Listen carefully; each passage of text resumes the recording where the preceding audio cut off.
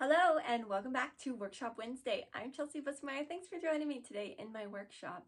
And today we get to look at how to choose the right techniques and method for your project when we're sewing. Our projects are very different, and I'm excited to work on this project even though it is something else to look at. This is actually a dance costume, so it's so sparkly. And today we're going to just look at the difference of what techniques or method you would use depending on what is your end result, the desired end result. What is it that you want to create and what is it for? What are you going to use it for? And picking those techniques that really are what you need to achieve ultimate success in your project and to enjoy what you've then created.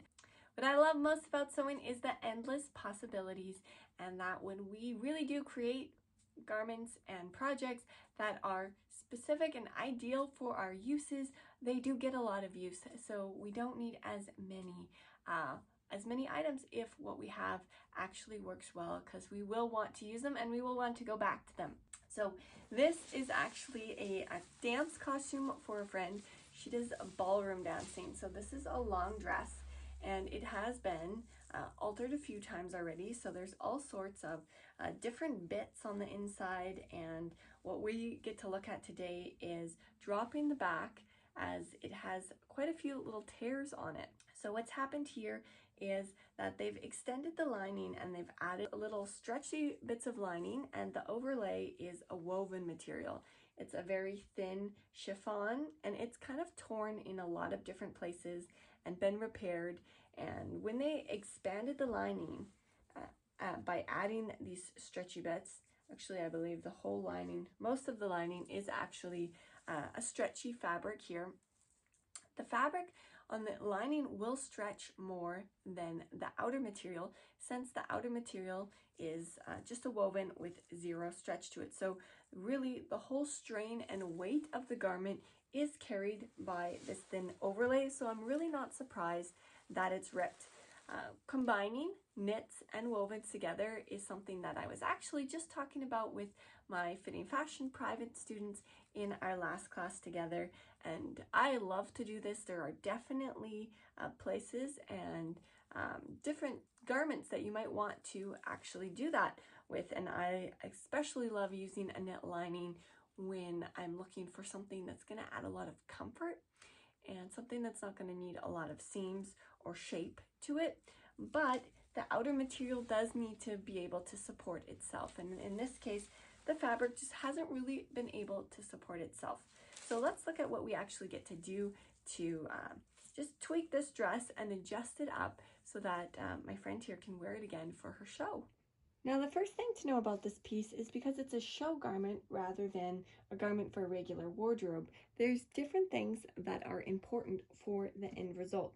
We want this garment to look amazing on stage in action when she's dancing, but the details in the up close view aren't as important, and that is actually really great to know just as I'm looking over the little bits that have been adjusted on this gown and tweaked over the years. There's quite a few things that I would definitely not have done if this was a regular wear garment. Now, because it's experienced so much tearing and just really stress on this chiffon overlay, it's not really repairable in the original form. So what we're going to do is we're going to cut out this back, make it more of a drop scoop low back. And I'm just going to start by finding where is the edge. If I pull this lining out and just lightly lay the overlay on top, find that edge of where does the overlay comfortably lay to, so that it's not being taxed in any way if it is covering that amount of lining. The lining just got bigger and the overlay didn't, and so it's just caused quite a lot of extra unnecessary strain here. So we want to just attach it so that we can find a new edge to scoop down. This is the pin that my friend put in where she wants the back to go to, so she doesn't want it lower than that. So we need to make sure that we can still give her the coverage that she needs while scooping this back out.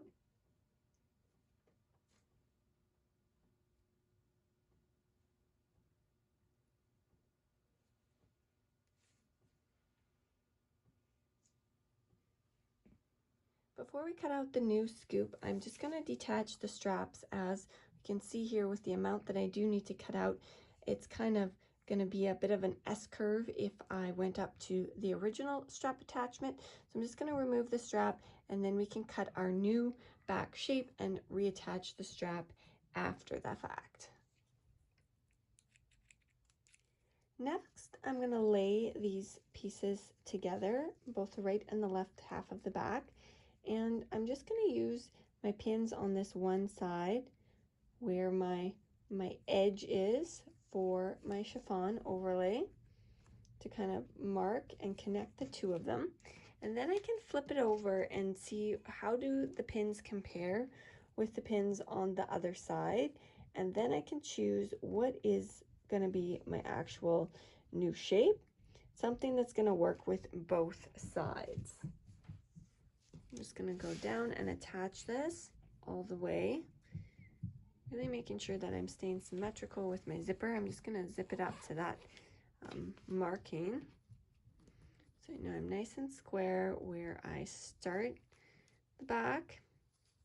Because we want to do a rounded scoop, I'm definitely going to cut just a small section at a right angle right from this marking here, so that we don't have a V at all, but it goes right straight into a rounded scoop that blends and rolls up. Now that I have both layers firmly pinned together, I can flip it over and I can see how my line on the first side compares with the line on the second side. And it's actually really great because look here, I have some extra material because this side didn't need as much cut off. But I do like the scoop, more of a scoop, rather than following these pins would have created more of a V anyways. And then I've got just a little bit of extra. I can use this for patching some of the other holes that are still in the dress lower down where we won't be removing anything. So I'm going to just follow along and cut, just leaving a little bit of seam allowance edge. I can start with just right the edge of the elastic here at the top that's holding under the armpit. So we're not losing any length from our strap, which is important. Otherwise we would need extra length for the straps going over the shoulder. But this way we do still start at the original length of the top, but we can just cut it down. Cutting it out is always the part where you want to be exactly sure you're doing it right. Measure twice, cut once, right? That is a classic sewing saying. So we're just going to follow this down all the way to the end. I'm just feeling some extra thickness here. I just want to see how the lining is. And there was a little bit of lining just tucked up, so I tucked it back down, and I'm just going to go in now right at a right angle from the zipper here, cut through the zipper.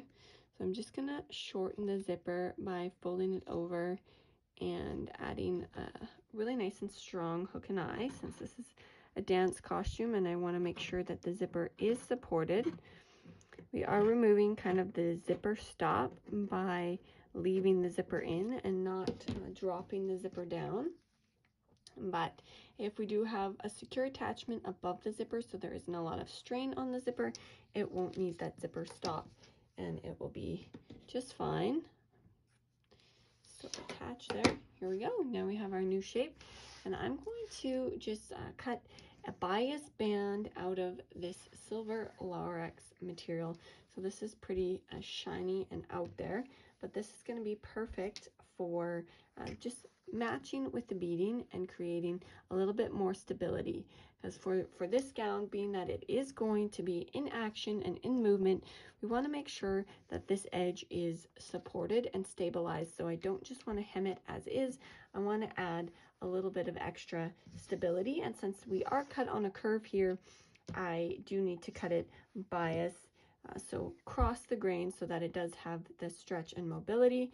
However, this material, even on the bias grain, will add quite a bit of stability just due to the fact that it does have this flat Lorex thread to it. So in the one direction, it's the Lorex thread, and in the other, it's just a fine white thread that's holding it together. So the Lorex is always kind of a flat fiber because it's just kind of bands cut from the material and made so that they just catch the light and are nice and shiny. I started off by pressing my fabric so it's nice and smooth. You definitely need to be careful with anything with any amount of Lorex in it that you don't melt it. So always use lower temperatures just because it is a very delicate plastic fiber, so it will shrink up and melt very quickly. And I'm just going to cut the bands cross grain here. I was cutting cross grain on this piece of fabric last time, and I just measured quickly the length that I need. And it's a little bit longer than the width that I have, so I'm going to put a seam in as well, but we'll be able to do that with this material, no problem. And for the width, I'm just going to calculate the finished width times 2, and then my seam allowance times 2. So I want it to be fairly narrow, so I'm just going to do this 4 centimeters, a little more than an inch here.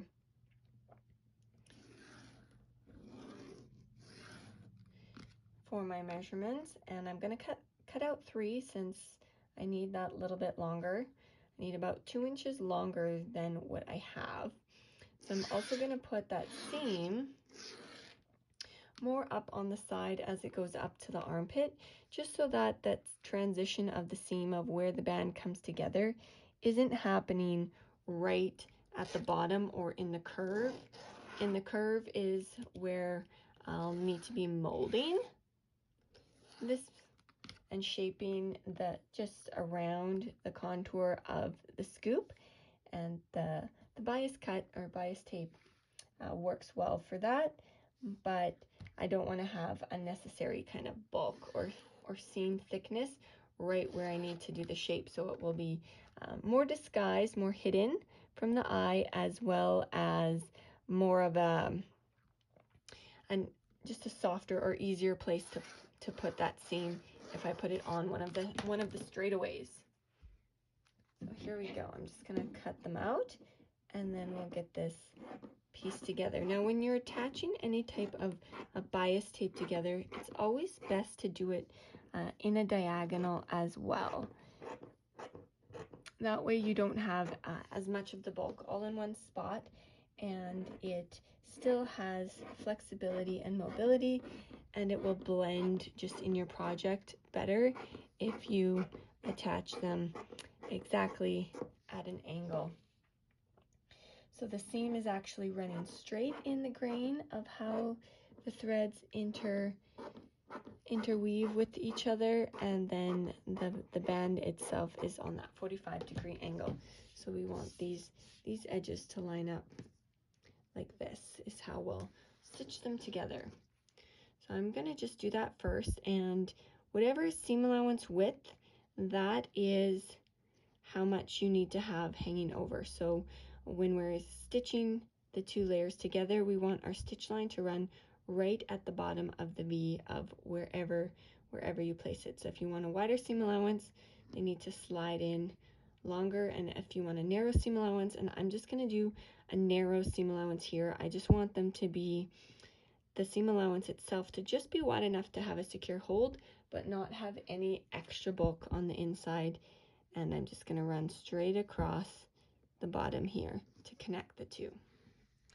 So now that I have my 3 sections attached, I'm just going to press the seam allowance for these junction points apart so that they're nice and flat, and the seam allowance bulk is divided on either side. And then we're going to go for just a quick little trim to trim off the little bits that are hanging over the edge, so that we're once again not adding any extra bulk to our binding once we attach it.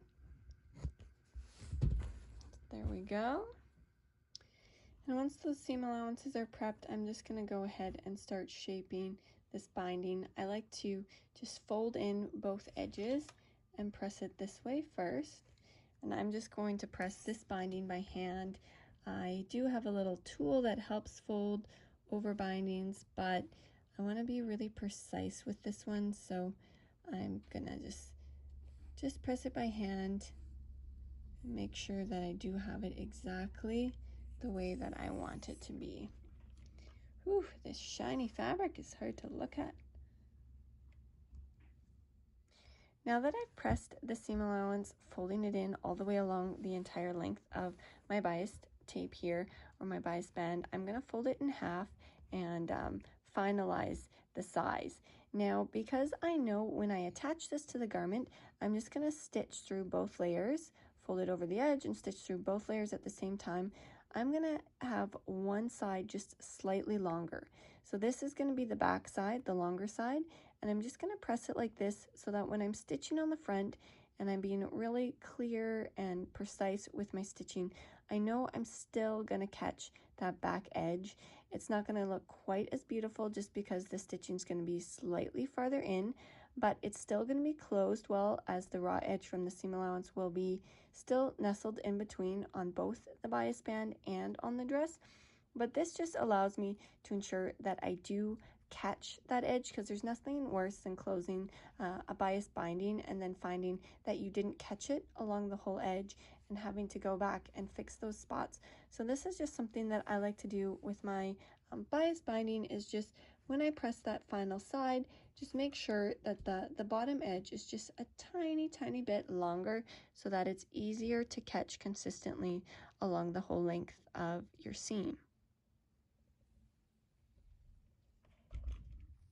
Now, because I'm looking to add stability to the edge of this dress and not just finish off the raw edge, I'm going to, first of all, attach these two layers to make it easier to add the binding, but stitching along this edge is also going to just add a little bit more structure to this edge than leaving it just plain and stitching just the binding on. So I'm just going to run down. I've got my machine threaded already with the right color of thread for the binding. I'm just going to run down just right close to the edge, right where the binding is going to cover this edge, but this is just going to add just a little bit more support and structure, as well as keep these layers from sliding around when I'm adding the binding, so that I do know that I have really caught both of the edges. When you're putting multiple edges into a binding, sometimes one will slide out somewhat and it'll just be caught by just a few threads, and then in the wear it will rip out easily. So this just helps support both of those kind of factors so that I know I do have a good hold.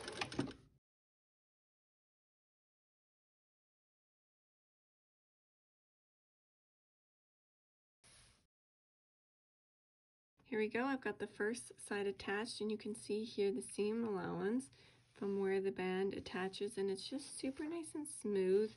You wouldn't even notice any extra bulk or bump, just since the seam allowance is so tiny and it's spread out between the front side over here and the back side over there. It's not all clumped in one straight edge. It blends really nice.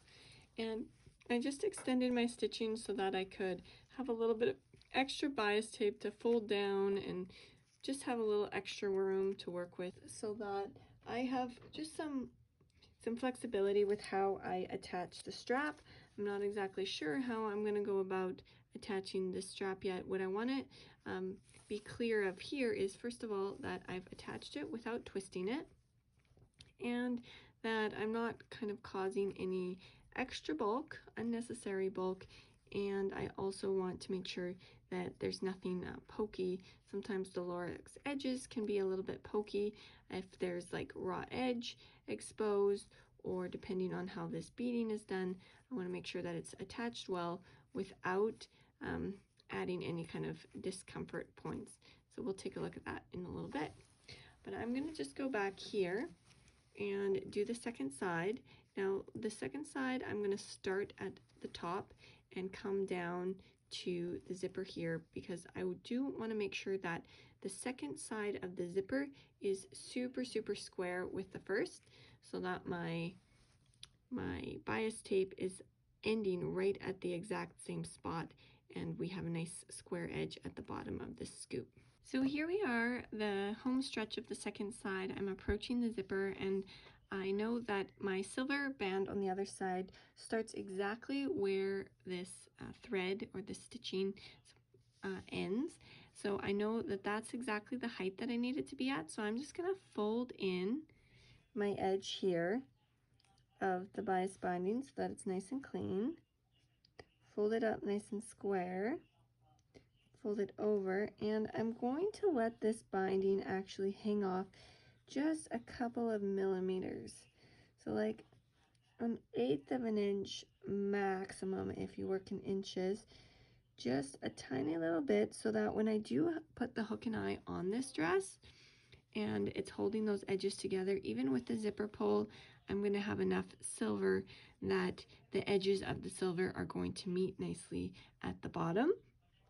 And after I fold this in and ensure that it's placed right at the correct height so that the transition of the edge will meet up right, I'm just going to double check here the width of my band, and that looks quite nice. Spot on here, just to make sure that the width of my bias binding is consistent to where the binding is going to meet up with the width of the binding on the other side.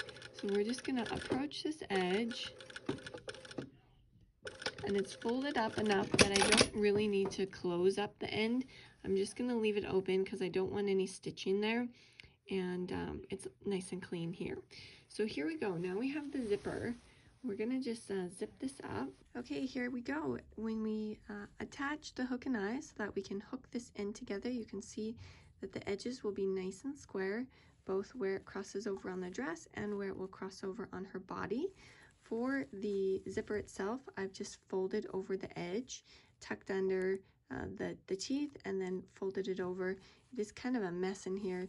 There's kind of this little extra bit of lining. I'm not sure what it's all about, but it's all on the inside, and it's just a costume to be reused, so I won't worry about cleaning it up on the inside, but I do want my work on the outside to definitely flatter the look of the gown and look fantastic on stage in action with the lights.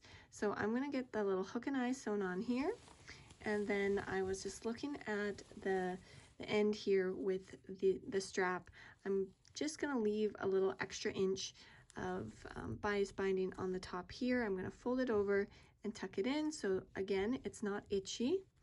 Think of the use and the comfort and wear. So I'm just going to tack that down, and the strap originally was just stitched on by hand with the beadwork, so I'm going to attach that strap just right at the same height that it was before. Since my friend said this dress fit perfect, just had the little bit of the issue with the tears, and wanted to fix it up that way. So here we are. I've got the straps attached, I've got the hook and eye done up, and now you can see too how nicely just the transition goes on the silver band as it comes from the one side and transfers over to the other side. If this was an evening gown, just a backless evening gown, then I would just leave it as is, as you don't do a lot of movement or activity. You're typically standing and have good posture when you're in an evening gown. Now, since this is a dance costume, however, and for a competition, and the lady here, my friend, will be moving quite a lot in the garment, I'm going to add a strap. So I'm going to look at the strap with her at her fitting when she comes over, but I wanted to mention that to you as well, as this is just another area where the technique of how the garment comes together, the tools, the different ways of doing things would be adjusted for the project and the use of the end project, so that you can get the most enjoyment out of it. Now for this strap, I do have some nude bra strap, so depending on how this feels and blends with her skin, this elastic is a little sturdier than the clear one. I also have here the clear invisible bra strap, So I may add the strap out of this one. We may do 2 straps. I'm going to just kind of see how it feels on and how it is in movement when she's in the garment.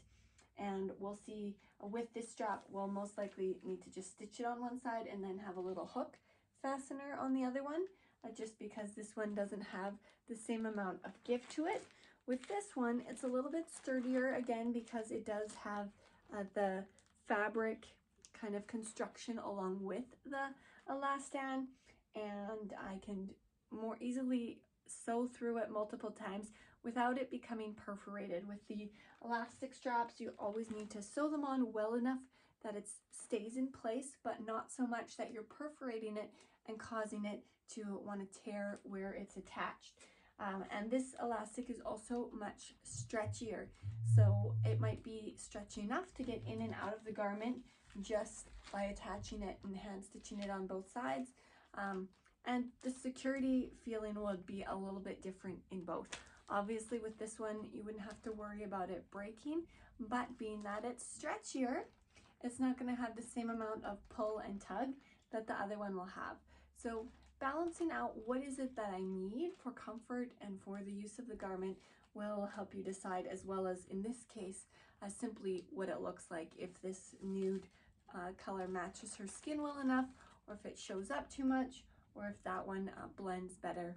So we'll take a look at that at the fitting, but that wraps up this episode of Workshop Wednesday, another project practical application of how sewing variables work and how it's not a matter of a technique that is always the right one. It really depends on what you're making, what it's going to be used for, and balancing out those variables so that you create pieces and projects turn out the way you need them to for the purpose they're intended for. Be sure to head on over to my Facebook group if you haven't joined us there.